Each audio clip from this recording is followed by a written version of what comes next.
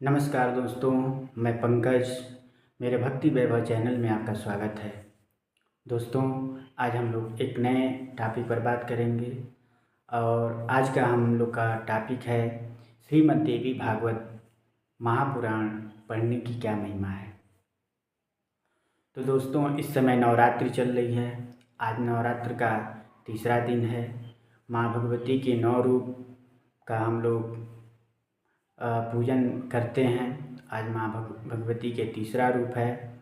तो इस नवरात्रि में यानी वैसे तो एक साल में 4 नवरात्रि आता है और चैत्र में, आषाढ़ में, अश्विन माह में, माघ में 2 गुप्त नवरात्रि होता है और 2 प्रकट नवरात्रि होता है। तो चैत्र और अश्विन मास में जो नवरात्रि आता है वो प्रकट है और जो आषाढ़ और माघ में नवरात्रि आता है वो गुप्त है। ऐसे चारों नवरात्रि में अगर देवी भागवत महापुराण का कोई भी व्यक्ति अपने घर में पाठ करता है तो उसकी क्या महिमा है।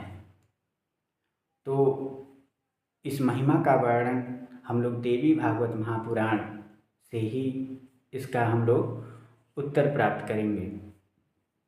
देवी भागवत महापुराण में कहा गया है कि चैत्र, आषाढ़, अश्विनी, माघ इन चारों नवरात्रि में पाठ करने से उमा, रमा, ब्रह्माणी ये सभी देवियाँ उस पर हमेशा प्रसन्न रहती हैं। और जब प्रसन्न होती हैं उमा, रमा, ब्रह्माणी तो उस व्यक्ति को शक्ति, धन और बुद्धि प्रदान करती हैं। यह परम पुराण है। यह देवी भागवत महापुराण है। 18 पुराण में ये 5वां पुराण है। यह परम पुराण तथा वेदों का सार रूप माना गया है।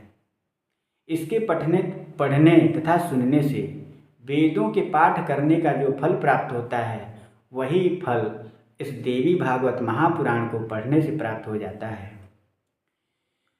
अगर किसी को क्षय रोग हुआ हो और इसका 100 पाठ कर ले तो उसका क्षय रोग जड़ से समाप्त हो जाता है। इस देवी भागवत महापुराण की ये महिमा है।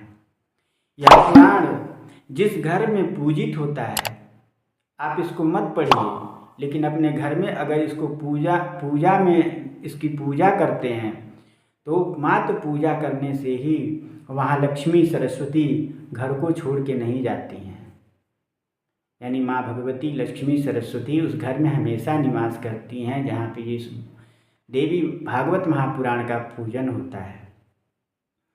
जो यह पाठ करता है उसके लिए संसार में कुछ भी दुर्लभ नहीं होता है, क्योंकि जो भी चीज़ें हम लोगों को मिलता है वह माँ भगवती जगदम्बा के ही प्रसाद के रूप में हम लोग को मिलता है। चाहे वो धन हो, धन की देवी लक्ष्मी हो, चाहे बुद्धि की देवी सरस्वती हो, या हम लोग के शरीर में जो शक्ति है वह शक्ति भी माँ भगवती उमा से प्राप्त होता है। तो यानी एक व्यक्ति को जीने के लिए जो जो भी चीज़ें चाहिए वह सब माँ भगवती प्रदान करती हैं। और व्यक्ति के मरने के बाद उसे मोक्ष की भी इच्छा होती है। तो यह देवी भागवत महापुराण धर्म, अर्थ, काम, मोक्ष चारों को प्रदान करने वाला है। कहा गया है कि जो यह पाठ करता है उसके लिए कुछ भी दुर्लभ नहीं है और इसके पढ़ने से पुत्रहीन को पुत्र प्राप्त होता है, धनहीन को धन प्राप्त होता है, विद्याहीन को विद्या की प्राप्ति होती है। इस देवी भागवत महापुराण की ये महिमा है। जिस घर में इसका पाठ होता है उस घर में बेताल, भूत, पिशाच, डाकनी, साकनी झांकते तक नहीं है। यानी उस घर को दूर से ही देख के भागते हैं जिस घर में देवी भागवत महापुराण का ग्रंथ रखा हुआ है। देवी भागवत महापुराण के इस ग्रंथ को ग्रंथ नहीं समझना चाहिए। इस ग्रंथ को साक्षात जगत जननी जगदम्बिका माँ भगवती दुर्गा का ही रूप समझना चाहिए। शारदीय नवरात्र में इसके पाठ से जगदम्बा, अगर शारदीय नवरात्र चल रहा है और इसका पाठ किया जाए तो भगवती जगदम्बा अत्यंत प्रसन्न होती हैं और उसके उसके मन में जो इच्छा है उस इच्छा से बढ़कर माँ भगवती उसको प्रदान करती हैं। और देवी भागवत महापुराण में कहा गया है कि अगर इसका कोई आधा श्लोक पढ़े, एक श्लोक पढ़े, आधा श्लोक पढ़े, एक का चौथाई श्लोक पढ़े, प्रतिदिन पढ़े या सुने तो वह परम गति को प्राप्त होता है। देवी भागवत महापुराण 18,000 श्लोक में है। अगर उस 18,000 श्लोक का एक श्लोक ले लिया जाए और एक श्लोक ही प्रतिदिन पढ़ा जाए तो उस एक श्लोक को पढ़ने मात्र से वह परम गति प्राप्त करता है। एक श्लोक भी न पढ़ सके तो आधा श्लोक पढ़े, आधा श्लोक भी न पढ़ सके तो एक चौथाई श्लोक पढ़े तो वह परम गति को, अंत में वह परम गति को प्राप्त करता है। जिस घर में इस पुस्तक को पूजा किया जाता है, जिस घर में इस पुस्तक का पूजन होता है, उस घर को देवी भगवती सरस्वती लक्ष्मी छोड़ती नहीं है और वह घर एक तीर्थ बन जाता है। जो अयोध्या, काशी, मथुरा तीर्थ है, उसी तरह वह घर भी तीर्थ बन जाता है। जो इसका श्रवण करता है, देवी भागवत महापुराण का जो श्रवण करता है, वह धर्म, अर्थ, काम, मोक्ष इन चारों पुरुषार्थों को प्राप्त कर लेता है। जो एक क्षण की बात की गई है, जो एक क्षण भी इसका पारायण करता है उसकी दुर्गति नहीं होती है। यानी मरने के बाद जो यमराज के यहाँ दुर्गति होती है उसकी दुर्गति नहीं होती है। जो भक्ति भाव से एक क्षण भी देवी भागवत महापुराण को पढ़ता है। मनुष्य के जीवन में घोर अंधकार तभी तक होता है, एक मनुष्य के जीवन में अनेकों दुख, दरिद्र, घोर अंधकार तभी तक होता है जब तक उसके जीवन में श्रीमद् देवी भागवत महापुराण का सूर्य नहीं उदय हुआ होता है। जिस दिन ही देवी भागवत महापुराण का सूर्य उसके जीवन में उदय हो जाता है, यानी देवी भागवत महापुराण का पाठ श्रवण सुनना शुरू कर देता है, उसी दिन से उसका जीवन बदलना शुरू हो जाता है। क्योंकि जैसे ही हम देवी भागवत महापुराण का पठन श्रवण करते हैं तो वैसे ही माँ भगवती, सरस्वती, उमा, अंबिका, भवानी सबकी कृपा होने शुरू हो जाती है।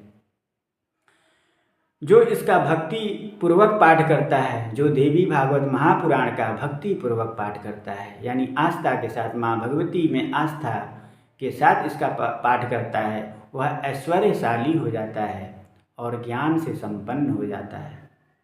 यह देवी भागवत महापुराण ऐश्वर्य को प्रदान करने वाला है और ज्ञान से संपन्न कर देता है। यह देवी भागवत महापुराण 18 पुराणों में से 5वां पुराण है और यह 5वां पुराण होने के बावजूद 18 पुराणों का आभूषण माना गया है।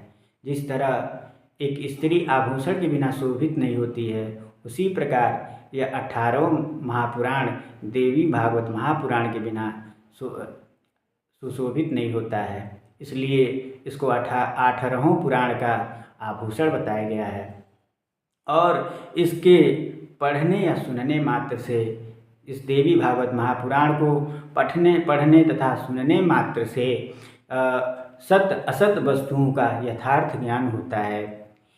पाठ तथा श्रवण से, देवी भागवत महापुराण की पाठ तथा श्रवण से अज्ञान का नाश होता है। दिव्य ज्ञान की चेतना उसके शरीर में उत्पन्न होती है और वह सुख प्राप्त करते हुए शांति प्राप्त करता है, धन प्राप्त करता है और दीर्घ आयु होता है और उसकी सदा कल्याण होती है। पुत्र पौत्र की प्राप्ति होती है, धन की वृद्धि होती है, उसकी मनोकामना की पूर्ति होती है, उसके यश का गुणगान किया जाता है, वह तीनों लोकों में पूजित होता है। जिस दिन से वह देवी भागवत महापुराण का पठन पाठन प्रारंभ करता है, उसके पितर भी उसको ऊपर से फूल बरसाते हैं उसके लिए। तो देवी भागवत महापुराण का बहुत बड़ा महत्व है दोस्तों। हम सबको अपने जीवन में, इस व्यस्ततम जीवन में थोड़ा सा समय निकालकर श्रीमद् देवी भागवत महापुराण या जो भी हमारे धर्म ग्रंथ हैं उन सब को थोड़ा थोड़ा ज़रूर पढ़ना चाहिए।